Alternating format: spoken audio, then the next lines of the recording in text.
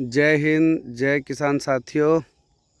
आज हम हैं अलवर ज़िले के गांव में, जो कि तिजारा से हिंगवाड़ा की तरफ जा रहे हैं हम।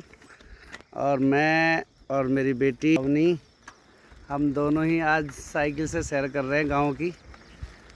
तो हम किसान भाइयों को कुछ महत्वपूर्ण बातें और जानकारियां बताएंगे। आज हम साइकिल पे घूमते घूमते ही हैं। तो इस बार बारिश भले ही लेट हुई हो, लेकिन ज़्यादा बारिश होने के कारण इस बार फसल बहुत अच्छी है। मेरे दोनों तरफ बाजरा उग रहा है।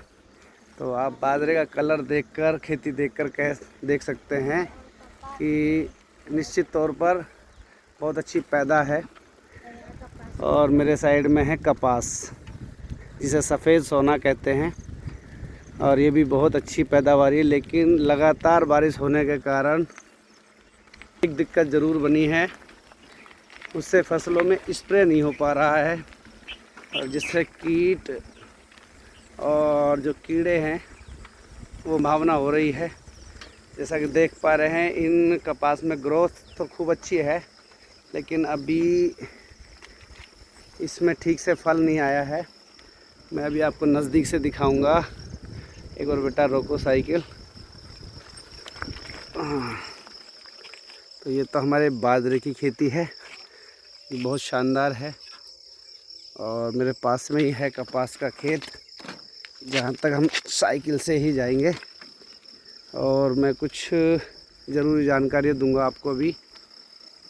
देखिए, ये है कपास का खेत, और कुछ बीमारियां मैं आपको यहीं से दिखा दूंगा। जैसे इस कपास में आपको दिख रहा है, अभी फल कम है।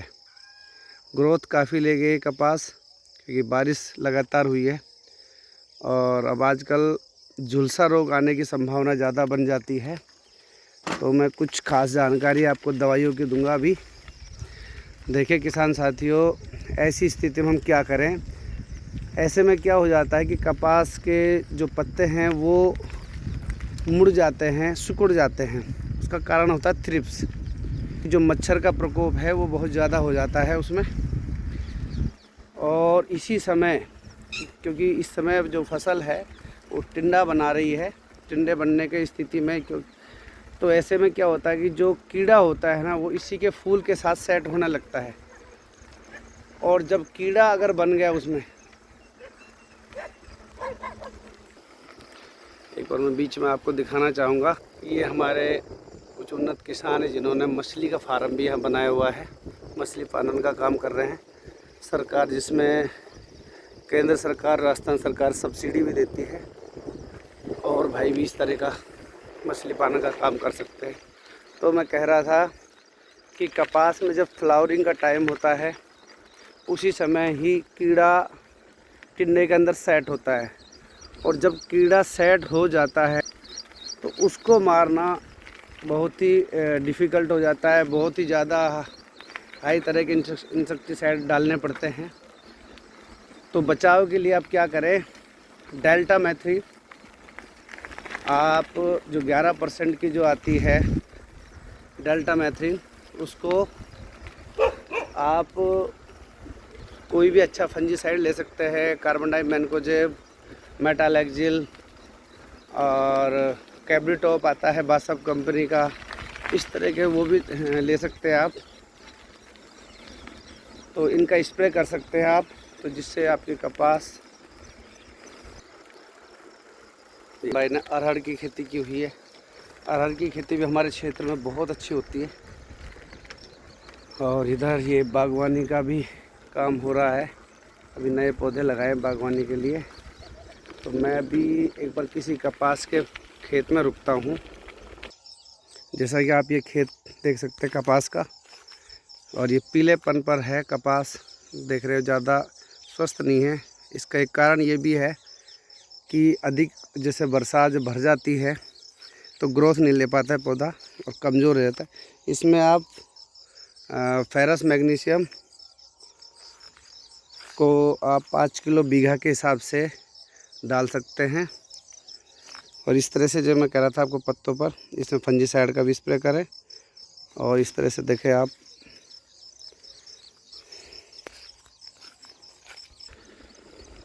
मैं आपको अगली वीडियो में ठीक से बताऊंगा कपास किन महीनों में बोई जानी चाहिए, कैसी मिट्टी का चयन करें और कौन कौन से खाद और ये हम ज़मीन के अंदर डालें, कैसे बुआई करें, कौन सा बीज चुनें। तो मैं आपको नेक्स्ट वीडियो में ये सब चीज़ें डिटेल से बताऊंगा। और यही है मेरा सुंदर सा भारत, विकसित भारत, और बहुत अच्छी किसानों को व्यवस्था कर रही है भारत सरकार भी।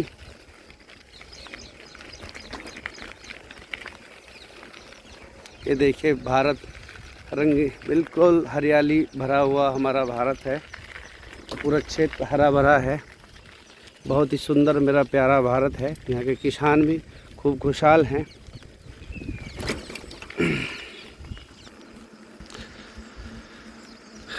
तो सब गाइस, हम करीबन हमारे घर से 10-12 किलोमीटर की दूरी पर आ चुके हैं। बिल्कुल पूरी तरह गांव को हम देख रहे हैं और दूर आपको कुछ घर नज़र आ रहे होंगे। ये गांव के कुछ घर हैं। किसान लोग सवेरे ही यहाँ पे जल्दी उठ जाते हैं। हमारे यहाँ पर सुबह के 4 बजे 5 बजे उठकर अपने रोज़ाना का ज़रूरी जो काम है वो करते हैं। इस वीडियो के माध्यम में राजस्थान सरकार और भारत सरकार से इतना ज़रूर कहना चाहूँगा कि हमारे यहाँ जो पेस्टिसाइड है उसकी व्यवस्था तो बहुत अच्छी है। बीज भी एवरेजन हम काफ़ी हद तक कह सकते हैं कि उन्नत बीज हमारे यहाँ उपलब्ध हैं, लेकिन फिर भी इतने उच्च क्वालिटी के अभी बीज हमारे भारत में उपलब्ध नहीं है जिससे किसान को ज़्यादा पैदावार हो। लेकिन एक कमी ज़रूर मैं कहूँगा कि संसाधन है, जो उच्च तकनीकी जो हम कहते हैं उसकी कमी ज़रूर है। भले ही सरकार इसमें प्रयासरत है लेकिन बहुत ज़्यादा विलम्ब हो रहा है। तो किसानों को एक उन्नत तरह की जो मशीनरियां हैं, खेती करने के उन्नत तरीके हैं, उनकी उपलब्धता कम हो पा रही है। तो साथियों, अगली वीडियो में मिलूँगा मैं आपसे। मैं और बेटी करीबन 12-13 किलोमीटर गांव मेरे घर से बाहर आ चुके हैं। तो अगली वीडियो में मिलेंगे और आपको हर फसल के बारे में डिटेल से हर बार बताऊंगा। जय हिंद, जय भारत, जय मेरे भारत के किसान।